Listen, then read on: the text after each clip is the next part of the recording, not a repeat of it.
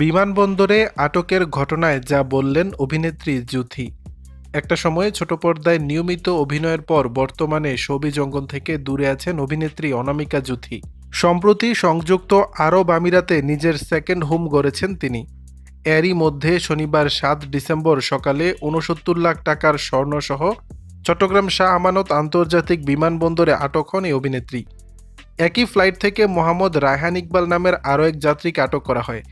বিষয়টি নিশ্চিত করে শাহ আমানত আন্তর্জাতিক বিমানবন্দরের জনসংযোগ কর্মকর্তা বলেন, গোপন সংবাদের ভিত্তিতে তল্লাশি করলে দুজন যাত্রীর কাছ থেকে চুরি, চেইন ও হোয়াইট গোল্ডের চেইন সদৃশ নিখাত স্বর্ণ উদ্ধার করা হয়, যার বাজার মূল্য ৬৮,৯৬,০০০ টাকা।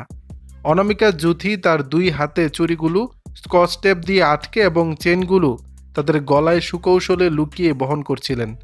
এছাড়া স্বর্ণালঙ্কারগুলো তারা তাদের হাত ব্যাগে বহন করছিলেন। তবে ঘটনার ভুল ব্যাখ্যা করা হয়েছে বলে দাবি করেছেন এই অভিনেত্রী।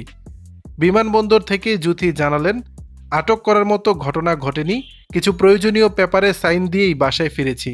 অভিনেত্রী বলেন, আটক করার মতো কিছুই ঘটেনি, আমাকে নিয়ে ভুল তথ্য ছড়িয়েছে, কিছু স্বর্ণ আমার সাথে ছিল যেটার জন্য ট্যাক্স দিতে হয়েছে। প্রয়োজনীয় পেপারে সাইন হয়ে গেলেই বাসায় ফিরব। যেভাবে নিউজ হয়েছে তা দেখে আমি বিব্রত।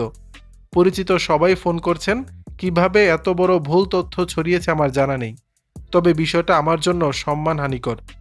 দর্শক, বিষয়টি নিয়ে আপনাদের মতামত জানাবেন নিচের কমেন্ট বক্সে।